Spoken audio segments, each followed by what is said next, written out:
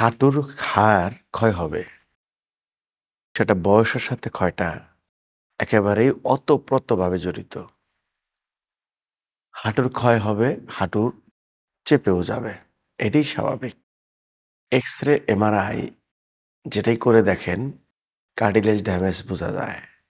এইজন্যে উপরে যে লেয়ার থাকে, নিচে যে লেয়ার থাকে সেটার নাম কার্টিলেজ। এটা স্প্রিং হিসেবে কাজ করে। যখন আপনার হাড় ক্ষয় যায়, বিশেষ করে ২ টা হাড়ের মাঝে ফাঁকাটা চেপে যায়, তখন কি হয়? তখন যে ব্যথাটা হয় হাঁটুতে বয়স্কদের, তখন এই সিম্পল এক্সারসাইজটা করুন। রেগুলার করতে হবে। তাইলে আউটকামটা ভালো বুঝবেন। একটা টাওয়াল নিতে পারেন, নিয়ে জাস্ট নিচ দিকে দিয়ে দিবেন এভাবে। এটা হ্যাং করে দেন হাতের ভিতরে। এভাবে হ্যাং করে দেন। হ্যাং করে দিয়ে ধরে রাখবেন। হাতটাকে আস্তে, আস্তে সোজা করেন।